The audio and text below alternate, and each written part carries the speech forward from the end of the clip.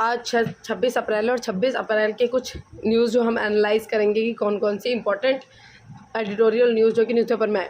सो शुरुआत करते हैं पहली चीज़ इस पिक्चर के साथ, जो कि काफ़ी इंटरेस्टिंग और काफ़ी अच्छी पिक्चर है जो अमूल के द्वारा बताई गई है। इसमें एक दिखाया गया है रोटी कपड़ा और मतदान। जिस तरीके से अब चुनाव चल रहे हैं तो उसमें देखो किस तरीके से फोटो में दिखाया गया है कि लोगों ने जो है वो वोटिंग देकर आए हैं, और रोटी कपड़ा और मकान की जगह इन्होंने दिखाया रोटी कपड़ा और मतदान योर फंडामेंटल राइट। जो हमारा जो वोटिंग का जो राइट होता है, हमारा किस तरीके का राइट है, फंडामेंटल राइट, जिसको हमसे कोई भी नहीं छीन सकता इस फंडामेंटल राइट को। तो ये हमारा जो वोटिंग का जो राइट है ये हमारा एक फंडामेंटल राइट है जिसको कोई भी नहीं सीख सकता। और रोटी कपड़ा और मतदान, जो कि मतदान बहुत ज़्यादा ज़रूरी है, और मतदान देने के बाद हम अपने पसंदीदा मंत्री को, अपने सरकार जो है उसको चुन सकते हैं कि कौन सा व्यक्ति हमको ठीक लगता है कि जिस हिसाब से वो देश को चला सकता है, और जिसका कार्य हमको अभी तक पसंद आया हम उसको चुनते हैं। इस तरीके से हम कार्य करते हैं। तो रोटी कपड़ा और मतदान वेरी इंटरेस्टिंग, काफ़ी ज़्यादा अच्छी पिक्चर है जिसमें शो किया गया है अमूल की तरफ से योर फंडामेंटल राइट।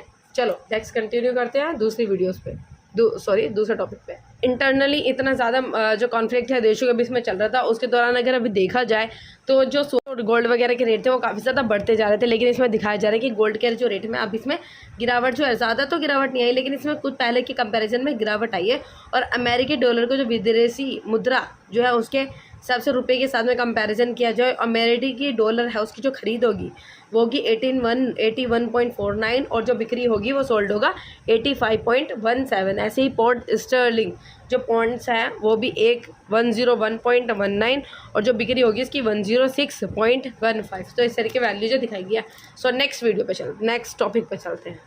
भारत ने अमेरिका रिपोर्ट खारिज की। तो भारत ने ऐसी कौन सी रिपोर्ट है जो अमेरिका की खारिज कर दी? अमेरिका की एक रिपोर्ट ने इस तरीके से बताया था, उन्होंने अपने रिपोर्ट में ये दावा किया था कि जो मणिपुर है उसमें जातीय हिंसा फैलाने के बाद राज्य में व्यापक तौर पर मानवाधिकारों का हनन हुआ है। तो इस रिपोर्ट को अमेरिका के द्वारा निकाला गया था। तो इस रिपोर्ट को जो भारत ने उनको खारिज किया, और वहाँ की जो भारत के विदेश मंत्रालय हैं उन्होंने अमेरिका की रिपोर्ट को पक्षपातपूर्ण करार देते हुए उसे सिरे से खारिज कर दिया है। तो इस तरीके की बात हुई है, और यह भारत के प्रति उनकी खराब समझ को प्रदर्शित करता है और हमें इससे कोई महत्व नहीं देते। इस तरीके की बात इसमें कही जा रही है। तो अमेरिका ने जो मानव अधिकार की जो रिपोर्ट है, मानव अधिकार पर रिपोर्ट को बेहद पक्षपातपूर्ण जो कि भारत ने अमेरिका की रिपोर्ट को बताएगा, और उनकी रिपोर्ट को खारिज कर दिया गया। भाषण के दौरान मोदी राहुल के भाषण पर चुनाव आयोग का जो है नोटिस उनके पास गया। तो इन दोनों ने कुछ भाषण में, जो बीजेपी और कांग्रेस दोनों ने धर्म, जाति, समुदाय या भाषा के आधार पर नफरत और विभाजन पैदा करने का आरोप लगाया गया इनके ऊपर। और आयोग ने, जो चुनाव आयोग है उनके द्वारा 29 अप्रैल को सुबह 11 बजे तक जवाब मांगा गया इन दोनों के द्वारा। और आयोग ने मोदी और राहुल के भाषण के खिलाफ की गई शिकायत पर यह नोटिस भेजा है। और शिकायत में ये कहा गया है कि ये नेता धर्म, जाति, समुदाय और भाषा के आधार पर लोगों में नफरत फैलाने और उन्हें बांटने का काम जो है वो कर रहे हैं। हम केशवानंद भारती फैसले से बंधे हैं जिसने संवैधानिक प्रावधान बचाया था। सुप्रीम कोर्ट कर रहा है निजी संपत्तियों को भी अनुच्छेद 39B के तहत समुदाय के भौतिक संसाधन माने जाने पर सुनाए। तो हम इसमें देखते हैं केशवानंद भारती केस जो है वो क्या कहता है। केशवानंद भारती केस में इसमें ये चीज़ हुई थी कि पहले क्या हुआ था कि जो ऐतिहासिक 30 न्यायाधीशों को पीठ से फैसले से बंध हुआ जिसने संविधान के 31C के एक हिस्से को बरकरार रखा था। और इसमें जो केशवानंद भारती केस में इसमें ये कहा जाए कि जो पहले की जो संसद है वो संविधान के किसी भी हिस्से में संशोधन कर सकती है, और जब तक कि वह संविधान की मूल संरचना या आवश्यक विशेषताओं में परिवर्तन या संशोधन नहीं करती। लेकिन जो केशवानंद भारती केस है उसके दौरान ये कहा गया था कि जो संसद है उसकी जो इस विशाल शक्ति को खत्म कर दिया गया था, और साथ ही न्यायपालिका को किसी भी संशोधन की समीक्षा करने का अधिकार दे दिया गया था।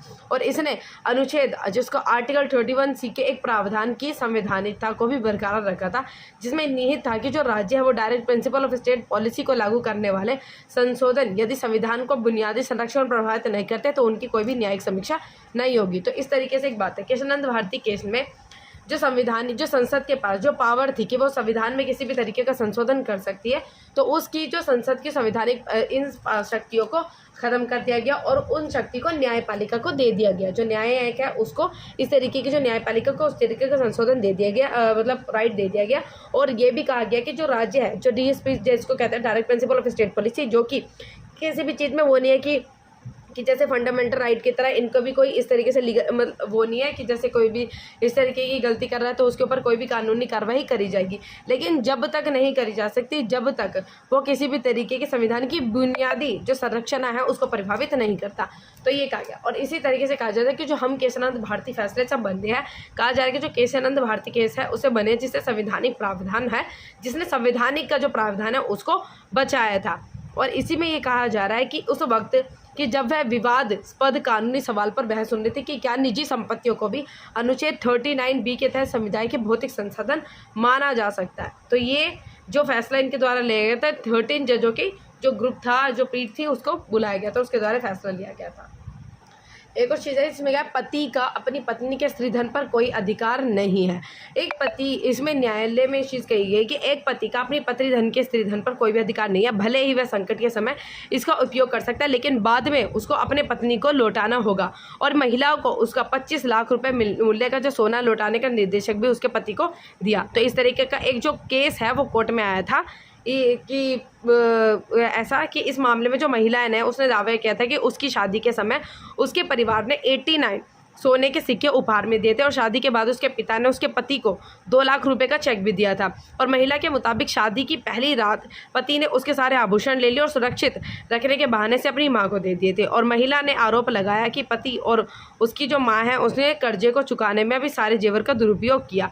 तो इस तरीके से एक चीज़ कही जा रही है। तो इसके जो प्रावधान है वो जो मतलब जो सुप्रीम कोर्ट जो कोर्ट है उसके द्वारा यह आदेश किया गया है कि जो पति है वो पत्नी का जो पत्नी के पास जो धन होता है उसका पति के ऊपर अधिकार नहीं है। और अगर वो उस चीज़ को मतलब इस्तेमाल करता है तो उसको पत्नी को रिटर्न करना होगा किसी भी चीज़ में।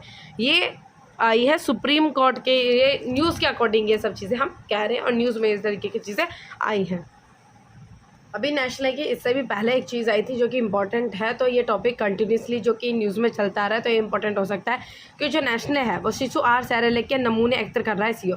तो जो नेशनल कंपनी की अभी रिपोर्ट आई थी उसमें ये चीज़ बताई थी, जो इनकी न्यूज़ आई थी उसमें बताया गया है तो कि जो नेशनल जो कंपनी है वो बच्चों के जो प्रोडक्ट्स होते हैं जैसे सेरेलैक वगैरह उसमें चीनी का ज़्यादा जो है वो उपयोग कर रही है, जो कि बच्चों के लिए बिल्कुल भी अच्छी बात नहीं है। तो FSSAI ने ये रिपोर्ट जो है वो जारी की है जिसमें यह बताया गया है कि जो सेरेलैक जो कि बच्चों को दिया जाता है उसमें जो चीनी की मात्रा है वो बहुत ज़्यादा है, जो कि बच्चों के लिए बिल्कुल भी हेल्दी नहीं है, जो बच्चों के लिए काफ़ी ज़्यादा यूज़ किया जाता है। और इसकी रिपोर्ट अभी भी जो है वो सारी चीज़ों को एकत्रित कर रहे हैं और भी ज़्यादा रिपोर्ट जो देखी जा रही है और कि कौन कौन सी कंट्रीज़ में इस तरीके के प्रोडक्ट जो है वो बेचे जाते हैं और कि मतलब कि कौन कौन से मतलब कितने बच्चों तक ये सब चीज़ें जाती है और कितना जो है शुगर का लेवल रहता है और जो कंपनी की जो बातें हैं सारी सच्चाई नहीं है, इस तरीके की चीज़ें। अभी एक और इंपॉर्टेंट चीज़ है हॉर्लिक्स। भाई कौन कौन हॉर्लिक्स पीता है? भाई हॉर्लिक्स तो भाई ज़्यादातर घरों में जो है बच्चे हॉर्लिक्स पीते हैं, जिसको एक हेल्दी ड्रिंक कहा जाता है। लेकिन ये क्या न्यूज़ आई है जिसमें कहा जा रहा है कि हॉर्लिक्स अब एक हेल्दी ड्रिंक नहीं रही। तो इसमें क्या बताया गया है कि जो हेल्दी जो हॉर्लिक्स है जो भाई बच्चे दूध में मिलाकर पीते हैं, पेरेंट्स भी बड़ी खुशी से देते हैं कि हमारे बच्चे हॉर्लिक्स पी रहे हैं और जो कि उनके इम्यून सिस्टम को और इनकी बॉडी को अच्छा लगेगा, इनको इंटेलिजेंट जो वो बनाएगा, इस तरीके उनकी हाइट वगैरह बढ़ाएगा, इस तरीके की चीज़ें कही जाती है। लेकिन जो हॉर्लिक्स है वो एक हेल्दी ड्रिंक नहीं है, इस तरीके की न्यूज़ आई है। सॉरी। जो इसकी जो निर्माता कंपनी है जो कि हिंदुस्तान यूनिलीवर के अंदर में आता है, हेल्दी ड्रिंक्स की कैटेगरी से इन्होंने बाहर किया गया। जो हॉर्लिक्स है भाई आम सेवन घर में सब इसको यूज़ करते हैं, हॉर्लिक्स को सब लेते हैं, लेकिन अक्सर कई घरों में इसको एक हेल्दी ड्रिंक के तौर पर देखा जाता है। लेकिन भारत सरकार के आदेश के बाद इसकी जो पेरेंट कंपनी है हिंदुस्तान यूनिलीवर जो इसकी पेरेंट कंपनी है उसने इसको एक हेल्दी ड्रिंक्स जो कैटेगरी से उसको बाहर कर दिया और उसके नाम को बदलकर फंक्शनल न्यूट्रिशनल ड्रिंक्स जो है वो कर दिया गया। और जो बताते कि जो हॉर्लिक्स का जो यूज़ भारत में बड़े पैमाने पर किया जाता है और इसके साथ ही हॉर्लिक्स और बूस्ट जैसे जो ड्रिंक्स है हिंदुस्तान यूनिलीवर के ही प्रोडक्ट है। और इससे पहले भी कुछ इस तरीके की चीज़ें कही गई थी जिसमें हॉर्लिक्स के अलावा भी काफ़ी सारे प्रोडक्ट्स को बाहर निकाला गया था, जिसके बाद ये फैसला लिया गया। उसके मंत्रालय ने कंपनियों को अपने प्रोडक्ट्स और हेल्दी ड्रिंक्स कैटेगरी का नाम हटाने के लिए कहा था और ये सब चीज़ें कही गई। सुप्रीम कोर्ट के द्वारा फैसला लिया गया है। इन्होंने कहा कि अब केस को सोल्व करना और भी ज़्यादा आसान हो जाएगा। उच्चतम न्यायालय ने ये चीज़ कही कि जो व्हाट्सएप संदेशों के माध्यम से अधिवक्ताओं को वाद सूची और मामलों को दाखिल करने में सूचीबद्ध करने में संबंधित जानकारी जो है वो साझा करेगा, जिससे क्या होगा कि जो कागज़ है और वो पृथ्वी को बचाने में भी मदद मिलेगी। जैसे कि व्हाट्सएप की जो इंफॉर्मेशन है जैसे पेपर वगैरह पे जो प्रिंट वगैरह किए जाते हैं तो पेपर को बचाया जा सकेगा। जब व्हाट्सएप के संदेशों के माध्यम से अधिवक्ताओं को बात सूची और मामलों में दाखिल करने में सूचीबद्ध करने से जानकारी जो है साझा करने की जो है वो परमिशन जो है वो मिलेगी। तो ये एक मतलब इन्वायरमेंट को भी बचाने का भी कार्यक्रम है। और इसमें ये भी बताया गया है कि जो निजी संपत्ति के संविधान के अनुच्छेद 39B के तहत समुदायों के भौतिक संसाधन माना जा सकता है, जो कि direct principle of state policy का ही हिस्सा है।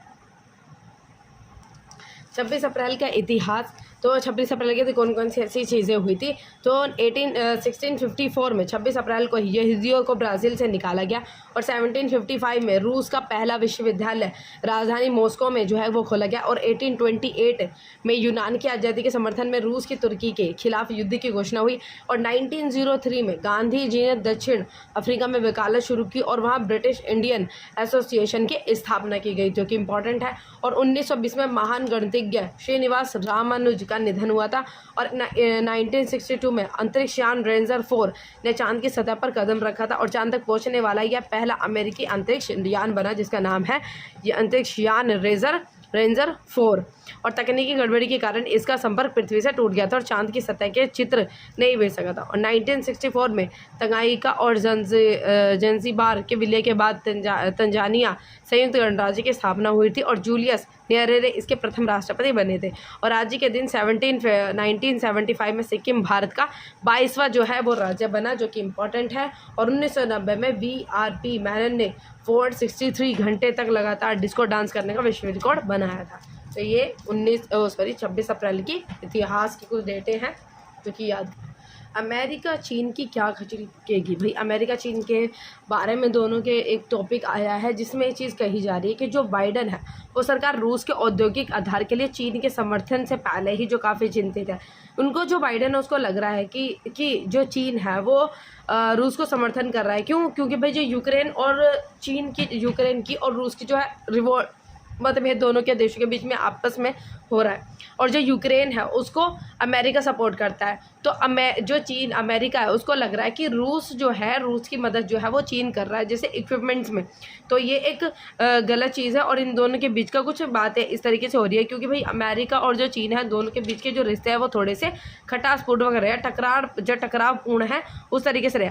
अमेरिका ये चाहता है कि जो चीन है वो ईरान पर मध्य पूर्व से तनाव ना बढ़ाने के लिए दबाव डाले, कि जो अमेरिका है वो ये चाहता है कि जो चीन है वो ईरान और उसके कुछ देशों में इस तरीके से बातें करे कि वो मध्य पूर्व में शांति बनाकर रखे और किसी भी तरीका का उद्यम वगैरह नहीं मचाए, जिसमें हमास, लेबनान के हिजबुल्ला, यमन के हूती और ईरान समर्थित मिलिशिया शामिल है। और अमेरिका का ये मानना है कि जो चीन है वो रूस यूक्रेन युद्ध में रूस की मदद कर रहा है, क्योंकि जो रूस युद्ध में जो हथियार इस्तेमाल कर रहा है वह चीन के मशीनी उपकरणों और माइक्रोचिप के मदद से तैयार किए जा रहे हैं। तो इस तरीके की बातें जो है अमेरिका के द्वारा सोची जा रही है। तो दुनिया के शीर्ष दो अर्थव्यवस्थाओं के बीच तनाव से चिंताएं बढ़ रही है। दो अर्थव्यवस्थाओं के बीच में तनाव से चिंता किस प्रकार से बढ़ रही है, जो कि इसराइल और ईरान के बीच में जो तनाव काफ़ी ज़्यादा हो रहा है, रूस और यूक्रेन के बीच में जो तनाव है वो काफ़ी ज़्यादा हो रहा है। लेकिन जो आपसी सम्मान से दोनों ही देश एक साथ आ सकते हैं, लेकिन ऐसा नहीं हो रहा है। संबंधों में टकराव के बीच अमेरिका के जो विदेश मंत्री है एंटनी ब्लिंकन जो अचानक चीन दौरे पर पहुंच गए और उनकी यात्रा ऐसे समय में हुई थी जब चीन अमेरिका पर बुरी तरह से भड़का हुआ था। और अमेरिका के राष्ट्रपति जो बाइडेन ने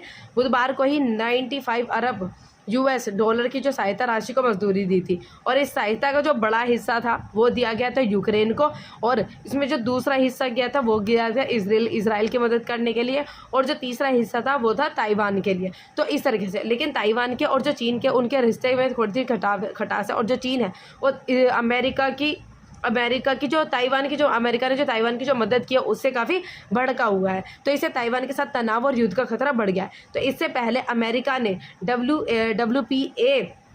WPAS जो है उसके नौसेना युद्ध अभ्यास में चीन के साथ भाग लिया था और उसी समय अपनी एक टुकड़ी ताइवान के साथ नौसेना युद्धाभ्यास के लिए भेज दी थी। तो इसी प्रकार से रूस और यूक्रेन से लेकर जो ईरान और व्यापक मध्य पूर्व के साथ भारत प्रशांत और व्यापार मुद्दों तक चीन और अमेरिका टकराव के रास्ते पर है, जिससे सैन्य और रणनीतिक सुरक्षा के साथ साथ अंतर्राष्ट्रीय स्थिरता को लेकर आशंकाएं पैदा हो रही है। और इजराइल हमास युद्ध में ईरान के कूदने से स्थिति जटिल हो गई है। इस समय चीन और रूस ईरान के साथ खड़े हैं। जो चीन है और रूस है वो किसके साथ खड़े हैं, ईरान के साथ खड़े हैं, जिससे ईरान की ताकत काफ़ी बढ़ गई है।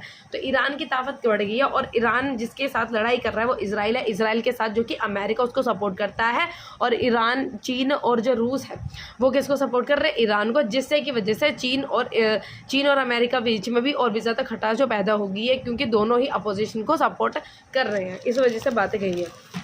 तो आगे हम देखेंगे जो बाइडन है, तो बाइडन की जो सरकार है, बाइडन सरकार रूस के औद्योगिक आधार के लिए चीन के समर्थन से पहले ही काफ़ी चिंतित थी, क्योंकि भाई बाइडन को इस तरीके से लग रहा है कि जो चीन है वो रूस की काफ़ी ज़्यादा मदद कर रहा है। रूस के पास तो पहले से ही काफ़ी इक्विपमेंट है, और उसके पास चीन की और भी ज़्यादा जो थोड़ी सी टेक्नोलॉजी जो है, जिसको मतलब थोड़ी सी सस्ते में भी मिल जाती है, और चीन के पास और मतलब आज काफ़ी नई नई तरीके के टेक्नोलॉजी उपकरण है, मशीन है, तो वो अगर रूस के पास चले जाएंगे तो इससे बाइडन की चिंता और भी बढ़ गई। और अमेरिका यह चाहता है कि जो चीन है वो ईरान पर मध्य पूर्व में तनाव ना बढ़ाने के दबाव को डाले। तो अमेरिका चाहता है कि जो चीन है वो ईरान के साथ जिस तरीके से उसकी बातचीत, अगर उसके संबंध अच्छे हैं तो वो ईरान के ऊपर इस तरीके का दबाव डाले कि वो उद्यम ना करे, और मतलब काफ़ी ज़्यादा लड़ाई करने की कोशिश ना करे, और मतलब शांति बनाए रखे। और चीन ईरान पर इस बात के लिए दबाव डाले कि वह इस क्षेत्र में उद्यम समूहों पर लगाए गए, जिसमें हमास, लेबनान, हिजबुल्ला और यमन के हुतू और ये सब जगह के नाम आते हैं। और अमेरिका का ये भी मानना है कि जो चीन है वो रूस यूक्रेन युद्ध में रूस की मदद कर रहा है। ये चीज़ें अभी हमने बताई थी।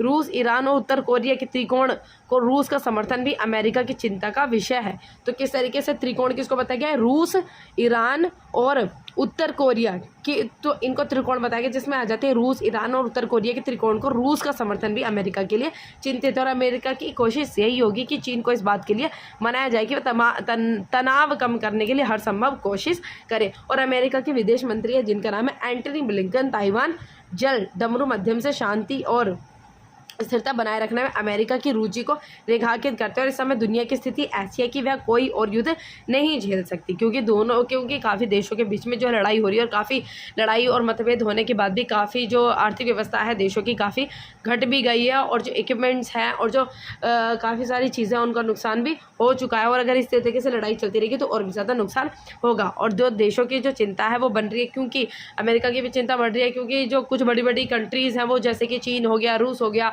ईरान हो गया, इनको ऐसा लगता है कि ये सब अपने एक साथ में है, और मतलब एक अपोजिशन सा ही इनको मान रहे कि जो चीन है वो ईरान को समझाए कि तनाव बढ़ाने की कोशिश ना करे। और वैसे भी इस समय युद्ध अनुमति के आवा शांति का निवेदन करने वाले अधिक से अधिक तेज है। तो युद्ध का विस्तार होने से महंगाइयाँ आसमान छू जाती है, निवेश ठहर जाएगा, और जो खाद्य एवं तेल की आपूर्ति बाधा वगैरह काफ़ी सारी आ जाएंगी। और एक देश में ही नहीं होती है, सारे देशों पे काफ़ी ज़्यादा असर इसका पड़ता है। अभी जैसे ही काफ़ी देशों के बीच में काफ़ी तनाव जो है वो बहुत ज़्यादा बढ़ने लगा, तो अभी हमने देखा जैसे गोल्ड के प्राइसेस काफ़ी इंक्रीज़ हो गए, चीज़ों के प्राइस और भी ज़्यादा बढ़ने लगे। तो यही कंडीशन जो है वो आ जाएगी, लोगों को समझ में नहीं आएगा कि एकदम से क्या हो गया, लेकिन बहुत ज़्यादा चीज़ें जो है बदल जाएगी। सो बाकी लोगों के लिए यह बहुत बुरी खबर है। अमेरिका और चीन के संबंधों में सुधार आना बहुत ज़रूरी है। दोनों शक्तियों की जिम्मेदारी से भूमिका निभानी भी ज़रूरी है, और चीन इस समय यूरोपीय देशों से संबंध सुधारने भी लगा हुआ है, और यह तभी भी संभव हो सकता है जब अमेरिका में उसके संबंध विनम्र हो। और देखना यह भी होगा कि दोनों में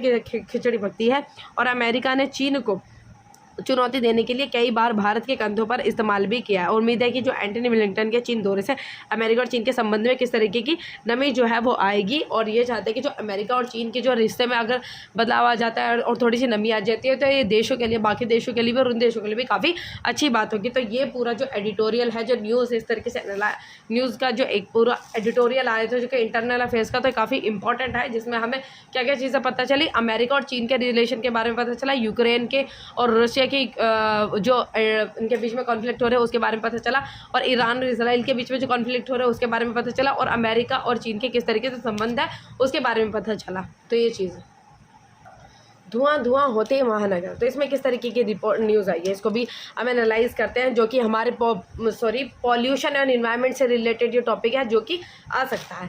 सो इसमें ये बताया गया है कि जो राजधानी दिल्ली है उसमें कूड़े के जो कचरे के जो पहाड़ है उसमें आग लगी है, और ये बात कही जा रही है कि ये एक नई बात नहीं है, इस तरीके की चीज़ें होती रहती है। सो देश के कई महानगरों में इस तरीके के कचरे के पहाड़ जो है वो बने गए, जिससे हमें ये पता चलता है कि जो कि लोग हैं वो कितना ज़्यादा कचरा जो है वो करते हैं, कितना कचरा जो है वो मतलब काफ़ी ज़्यादा कचरा जो हो जाता है, जिससे काफ़ी ज़्यादा गंदगी हो जाती है। तो देश में साफ़ सफाई के लेकर जो सरकारें हैं वो काफ़ी ज़्यादा निरंतर प्रयास करती है, लेकिन जैसे जैसे आबादी बढ़ रही है ऐसे ऐसे जो कूड़ा है वो उस तरीके से वो भी बढ़ रहा है, और शहरों में और घरों और फैक्ट्रियों में निकलने वाला कूड़ा जो एक बड़ी समस्या बन चुका है। और मतलब इन 5 राज्यों में जो कुछ राज्य आ जाते हैं, जैसे कि इनके मुताबिक देश में कुल 1854 बड़े कूड़े के ढेर या लैंडफिल साइट है। इन जगहों पर महीनों पुराना कूड़ा जमा होता है, और इसमें जो लैगिंग लैंडफिल, इसको क्या कहा जाता है, लीगेसी लैंडफिल कहा जाता है, जिसमें से 50% से अधिक लीगेसी लैंडफिल साइट सिर्फ 5 राज्यों में ही है। मतलब जो इन 5 राज्यों में सर्वाधिक कूड़े का ढेर लगा हुआ है। इस अध्ययन से यह भी खुलासा होता है कि ऐसे कचरा डंप से भारी मात्रा में मीथेन गैस निकलती है। अब जब कचरा देखो जलता है तो उससे काफ़ी ज़्यादा गंदी गैस भी रिलीज होती है, काफ़ी लोगों को सांस लेने में दिक्कत होती है, और जब कचरा इकट्ठा होता रहता है तो इन डंप से क्या होता है, जो मीथेन गैस भी निकलती रहती है। ये सूरज से आने वाली गर्मी को वायुमंडल में ही रोक देती है। जो मीथेन गैस क्या कार्य करती है, जो मीथेन गैस होती है ये जो सूर्यमंडल से जो आने वाली गैसेस होती हैं उसको वायुमंडल में ही रोक देती है, और इससे आपके शहर का जो तापमान है वो बढ़ता चला जाता है। जैसे कि एक रिफ्लेक्शन का सिस्टम होता है।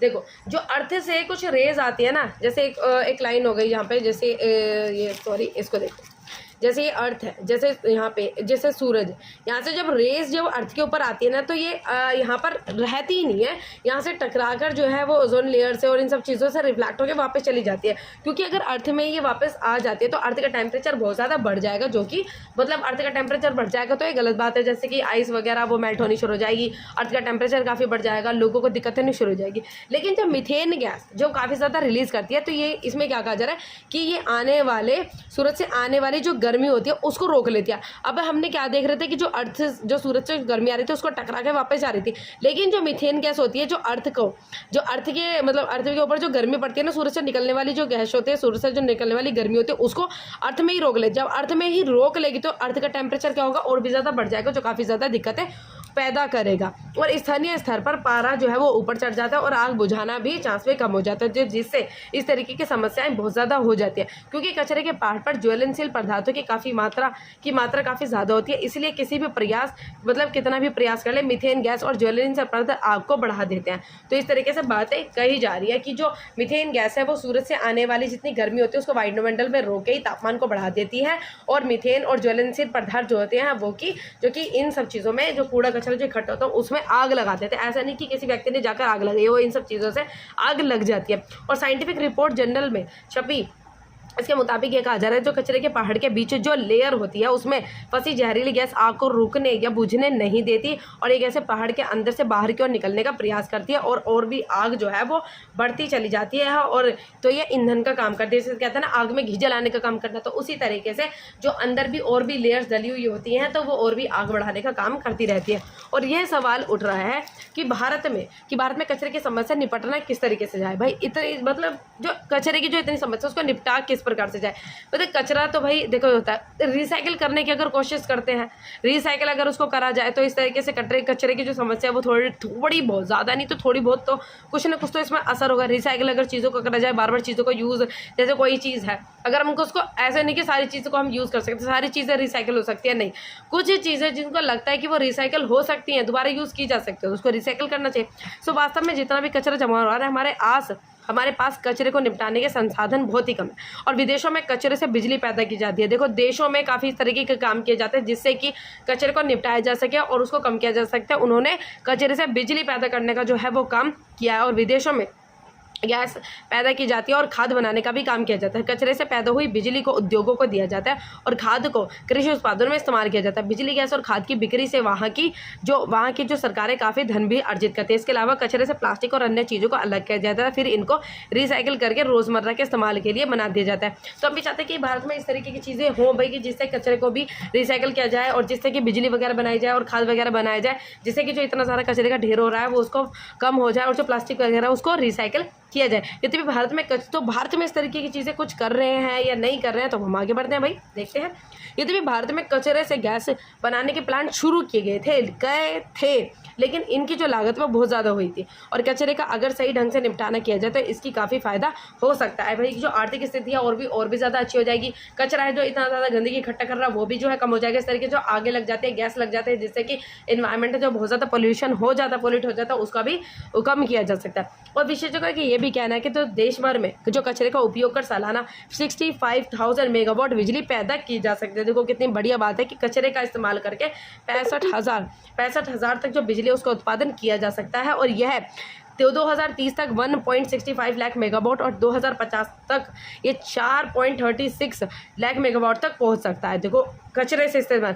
भारत में कूड़ा डालने के लिए 3,159 स्थान है, और ये देश के लगभग 20% मीथेन उत्सर्जन के लिए जिम्मेदार है। देखो कितने स्थान है कि भारत में कूड़ा डालने के 3,159 स्थान है, और जो कि 20% जो मीथेन गैस को रिलीज करता है। और दूसरी तरफ यह पूर्ण चक्रण अपशिष्ट ऊर्जा रूपांतरण और हरित निक्रिय के सृजन का अवसर भी प्रदान करता है। 1 किलोवाट बिजली पैदा करने के लिए 1 टन कचरा पर्याप्त है, और हालांकि वास्तविक उत्पादन कचरे की गुणवत्ता पर निर्भर करता है। वैज्ञानिक और औद्योगिक इन सबका यह कहना उत्पन्न कचरे को अलग करने और मीथेन प्रबंधन के लिए कृत्रिम मेगा उद्योग के लिए चतुर बताई गई है। और ये भी कहते हैं कि जो बढ़ता शहरीकरण औद्योगिक गतिविधियों से हमारे यहाँ ठोस अपशिष्ट का उत्पादन अधिक है, और लैंडफिल पर नगरपालिका और औद्योगिक कचरे का ढेर तेजी से बढ़ने की आशंका बताई जा रही है। पर्यावरण की सुरक्षा, महामारी की रोकथाम और महानगरों के लोगों को सुरक्षा हवा उपलब्ध कराने के लिए कचरा निपटान की योजनाओं को मूर्त रूप देना बहुत ज़्यादा जरूरी है। और ये इंपॉर्टेंट है कि कचरे की तरफ इस तरीके से अगर बढ़ रहा है उसकी तरफ ध्यान दिया जाए और उसका यूटिलाइजेशन जो है वो किया जाए। जैसे अगर दूसरे कंट्रीज़ में जिस तरीके से चीज़ें करी जा रही है उस तरीके से भारत में भी करी जाए तो बहुत ज़्यादा अच्छा होगा। क्योंकि भाई दूसरी कंट्रीज़ भी जैसे कहा जाता है कि भाई जितना हम उसमें इन्वेस्ट करेंगे उससे ज़्यादा रिटर्न मिलेगा। जैसे दूसरी कंट्री जो है वो बिजली उससे उत्पादन कर रही है, खाद वगैरह बना रही है, अगर उसमें पैसा लगता है तो लेकिन कुछ ना कुछ ज़्यादा रिटर्न तो मिलेगा। तो बहुत अच्छी बेकार न्यूज़ है, लेकिन इससे हम अच्छा जो है वो ये कर सकते हैं कि भाई इसको निपटाया जा सकता है कचरे को। तो एक अच्छी चीज़ भी बन सकती है कि कचरे का इस्तेमाल करके रिसाइकल चीज़ों को किया जा सकता है और बिजली उत्पादन किया जा सकता है। अंतरिक्ष में परमाणु हथियारों पर रोक के प्रस्ताव पर रूस का वीटो की एक न्यूज़ आई है, जिसमें बताया जा रहा है कि रूस ने सभी देशों पर अंतरिक्ष में खतरनाक परमाणु हथियारों को तैनात करने की होड़ पर रोक लगाने संबंधी संयुक्त राष्ट्र और जापान के एक प्रस्ताव पर बुधवार को वीटो किया। वीटो पावर क्या होती है कि भाई वीटो पावर्स वो जो कि यूनाइटेड नेशन सिक्योरिटी काउंसिल में जो 5 परमानेंट मेंबर्स को वीटो पावर दी जाती है। इस वीटो पावर का यूज़ करके जो मेंबर्स जो होते हैं, अगर किसी के कोई फैसला लिया जा रहा है तो वीटो पावर का यूज़ करके वो उस फैसले को मना करने में सहमत है कि भैया हम इस फैसले में साथ में नहीं है, तो वो वीटो पावर के यूज़ करके वो फैसला जो लिया जा रहा था उसको हटाया जा सकता है। बहुत ज़्यादा इंपॉर्टेंट और बहुत एक वीटो पावर बहुत ज़्यादा पावरफुल एक पावर है जो परमानेंट मेंबर्स के पास ही होती है। यूनाइटेड सिक्योरिटी काउंसिल के परमानेंट मेंबर्स के पास ही होते हैं। यूनाइटेड नेशन सिक्योरिटी काउंसिल के 5 परमानेंट और 10 नॉन परमानेंट मेंबर्स होते हैं। 5 परमानेंट मेंबर के पास वीटो पावर्स होती है। और इस तरीके से अभी न्यूज़ जो है वो भी आ रही है यूनाइटेड नेशन सिक्योरिटी काउंसिल में, जिसमें भारत को अमेरिका और जो ट्रंप वगैरह है वो भी समर्थन कर रहे हैं कि जो भारत है जो टेस्ला जो है मतलब टेस्ला कंपनी के जो मालिक हैं एलन मस्क, वो भी सपोर्ट इस तरीके से कर रहे हैं कि जो भारत है उसको यूनाइटेड नेशन सिक्योरिटी काउंसिल में परमानेंट मेंबर्स और स्थायी सदस्यता मिलनी चाहिए और स्थायी सदस्य के नंबर्स को और भी ज़्यादा बढ़ा देना चाहिए। क्योंकि जिस टाइम पे स्थायी सदस्यता जिन मेंबर्स को दी गई थी उस टाइम पे काफ़ी सारी कंट्रीज जो थी वो डेवलप कंट्रीज जो थी वो डेवलप्ड नहीं थी, लेकिन आज का टाइम कुछ और और जब का टाइम कुछ होता है और भारत को भी स्थायी सदस्यता मिलनी चाहिए। और कुछ कंट्रीज जो है वो इंडिया को सपोर्ट भी कर रही हैं। तो हम आगे देखते हैं कि किस तरीके से बात हुई। रूस ने प्रस्ताव को राजनीतिक से लेकर प्रेरित करते हुए खारिज कर दिया है कि कहा कि जो ये प्रस्ताव है अमृत में सभी प्रकार के हथियारों पर प्रतिबंध लगाने से उतना सक्षम नहीं है और प्रस्ताव में सभी देशों से अंतरिक्ष में परमाणु हथियार या फिर ऐसे किसी भी हथियार को तैनात नहीं करने का आह्वान किया गया जो भारी तबाही का कारण बने। कि अंतरिक्ष में किसी भी तरीके के परमाणु हथियार पर रोक लगाई गई है जो रूस ने अपने वीटो का यूज़ किया गया। और अंतरिक्ष में हथियारों की जो तैनाती 1967 के अंतरिक्ष संधि के अंतर्गत प्रबंधित है। और अमेरिका राजदूत लिंडा थॉमस ग्रीनफील्ड ने मतदान के बाद कहा कि रूस के राष्ट्रपति व्लादिमीर पुतिन का यह भी कहना है कि मॉस्को की अंतरिक्ष में परमाणु हथियार को तैनात करने की मंशा बिल्कुल भी नहीं है, लेकिन रूस द्वारा वीटो किया जाना यह सवाल है कि सरकार कुछ न कुछ छिपा रही है। तो इस तरीके से बातें की जा रही है जिसमें अंतरिक्ष में परमाणु हथियार पर रोक लगाई गई है। हिजबुल्ला पर इसराइल का कहर, आधे कमांडरों का सफाया। हिजबुल्ला जो है उसके ऊपर इसराइल का कहर बताया जा रहा है। इसराइल के जो रक्षा मंत्री योव गैलेंट ने बुधवार को यह कहा कि इजरायली सेना दक्षिण लेबनान में आक्रामक कार्रवाई कर रही है। और गैलेंट ने यह भी बयान दिया कि सीमा पर कई बल जो है वो तैनात है। और ये बताया जा रहा है कि हिजबुल्ला है उसके ऊपर इसराइल का कहर बताया जा रहा है। और रूसी सेना में काम करने वाले 10 भारतीय हैं वो स्वदेश लौटे हैं। मोदी ने इटली की पीएम से बात की है भी, इसमें न्यूज़ है कि किस तरीके से टॉपिक आया कि मोदी ने जो इटली के पीएम हैं उनसे बात की है। उन्होंने ये मतलब ये कहा है कि जो जून में G7 शिखर सम्मेलन में अंतरिक्ष जो आमंत्रित करने के लिए उन्हें धन्यवाद भी किया है। और ये इन्होंने जो एक्स जो पोस्ट आती है, एक्स जिसके ऊपर पोस्ट करते हैं, उन्होंने कहा कि इटली के मुक्ति जो दिवस को 79वीं वर्षगांठ पर मेलोनी और इटली के लोगों को बधाई दी है उन्होंने। और भारत में आयोजित G20 के परिणामों को G7 में आगे बढ़ने पर चर्चा भी किया और दोनों देशों की रणनीति साझेदारी को गहरा करने में प्रतिबद्धता की पुष्टि की गई है। और अमेरिका ने यूक्रेन को भेजने शुरू कर दिए हथियार। अब जैसे यूक्रेन और रशिया के बीच में काफ़ी मतभेद जो है वो हो रहा है, जिसमें अमेरिका जो है वो यूक्रेन को सपोर्ट कर रहा है। और जो चीन है, अमेरिका का ये दावा लगाया जा रहा है कि जो चीन है वो रूस को सपोर्ट कर रहा है और अपने जो इक्विपमेंट्स है, जो मशीनें हैं, वो रूस को भेजे जा रहा है। तो जिसका अमेरिका का चिंता का कारण वो बनी हुई है। तो इसमें बताई जा रहा है कि जो अमेरिका है उसने यूक्रेन को कुछ हथियार भेजे और 195.3 अरब अमेरिकी डॉलर के सहायता पैकेज संबंधी विधेयक पर हस्ताक्षर किया है। और अमेरिका राष्ट्रपति जो बाइडेन ने चीन, ईरान और उत्तर कोरिया पर रूस की मदद करने का आरोप लगाया है कि जो चीन है वो ईरान है वो रूस की मदद कर रहे हैं। इस तरीके का आरोप जो है वो बाइडेन ने चीन और उनके ऊपर लगाया। और बाइडेन ने यूक्रेन और इजराइल को मदद देने के लिए एक चीज़ भी कही है कि वो यूक्रेन, इजराइल और ताइवान जो है उनकी मदद करेगी और उन्होंने कुछ जो है वो सहायता भी भेजी है। ईरान, उत्तर कोरिया ने बैलिस्टिक मिसाइल और तोप के गोले भेजे हैं। और चीन रूस के रक्षा उत्पादन को बढ़ाने के लिए सामान मुहैया करा रहा है। तो इन तरीके की कंट्रीज़ जो है वही बहुत बेकार जो स्थिति वो बताई जा रही है। इनके बताया जा रहा है कि भाई इस तरीके से जो कंट्रीज़ है, तो इस तरीके से सब चीज़ें कही जा रही है। तो ये कुछ न्यूज़ हमें यही बता रही है कि जो कंट्रीज़ है वो आपस में अपने आप को पार्ट्स में डिवाइड कर रही है कि भाई हम उनके साथ हैं, हम उनके साथ हैं। जैसे अब बताया जा रहा है कि चीन, रूस और ईरान एक साथ में बताए जा रहे हैं। और ऐसे यूक्रेन है, अमेरिका है, इजराइल है, वो उनको सपोर्ट कर रहे हैं। तो कंपनीज़ का डिफरेंट मतलब बताया जा रहा है कि किस तरीके से वो अपने आप को डिवाइड करने की कोशिश कर रही हैं कि भाई वो उनके साथ हैं और अपने आप के कुछ कंट्रीज़ को समर्थन कर रही है। तो एक गलत बात है कि शांति बनाने का जो प्रस्ताव है और शांति बनाने की कोशिश करनी चाहिए, क्योंकि जो लड़ाइयाँ होंगी उनसे सभी का जो है वो नुकसान होगा। तो और अभी ये भी पीछे न्यूज़ हमने पढ़ी कि जो अमेरिका है वो चाहता है कि जो चीन है वो ईरान को शांति बनाने की कोशिश करे। तो यही चीज़ है कि भाई अमेरिका और जो कंट्रीज़ है वो अपने आपस में शांति बनाए रखें, ताकि कुछ इनके बीच में कॉन्फ्लिक्ट और मतभेद ना हो, जो कि बाकी देशों के लिए भी और इन देशों के लिए भी काफ़ी अच्छी बात है, जिससे कि अर्थव्यवस्था नहीं बिगड़ती है।